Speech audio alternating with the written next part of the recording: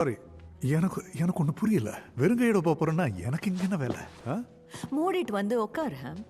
நீ சொன்னா வந்து உட்காந்துருவாங்களா? இல்ல நான் சொல்லல, இங்க எழுதி இருக்கு. மூடிட்டு வந்து உட்காரு. ஓ, பரவாயில்லையே, ஜார்ஜ் உங்களை நல்லா புரிஞ்சு வச்சிருக்காரு. டீசெண்டா நடந்துக்கலாம்ல. உன் வாய மூடுறியா? நீ மூடியா? என்னோட பையன் பீட்டர் வேன் வியூரனுக்கு கேலிப் மெரோ கிட்ட லீஸ்க்கு கொடுத்திருக்க 300 ஏக்கரை விட்டுட்டு போறேன். அவருக்கு பெரிய மனசு.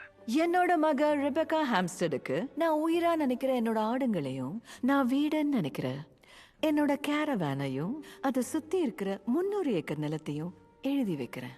இதுக்கு முன்னாடி இருந்த வில்ல மீதி இருக்கிற சொத்துக்களை மிஸ்டர் ஹார்டி ஒரு சேரிட்டிக்கு எழுதி வச்சாரு, the society for the protection of animals. ஆனா இந்த புது வில்ல இந்த புது பாராகிராஃப்ல என்ன எழுதி இருக்குன்னா, மீதி இருக்க என்னோட எல்லா சொத்துக்களையும் என் செல்ல மக ரெபெக்கா ஹாம்ஸ்டடுக்கு எழுதி வைக்கிறேன். ரொம்ப சந்தோஷப்படாத, அந்த ஆள்கிட்ட வேற ஒன்றும் இல்லை. இல்ல இருக்கே, ஒரு ஓடவே ஓடாத உரம் போடுற மிஷின். அது மட்டும் இல்லாம கூடவே புத்திசாலித்தனமா 3 உரம் மூட்டையும் வாங்கியிருக்காரு. தேவைப்படும்ல. அப்புறம் இன்வெஸ்ட்மெண்ட்ஸ் அப்படி இப்படின்னு கூட்டி கழிச்சு பார்க்கும்போது அப்படி இப்படின்னு $30 million வரும். $30 million. So, மோட்டிவ் கிடைச்சிருச்சு.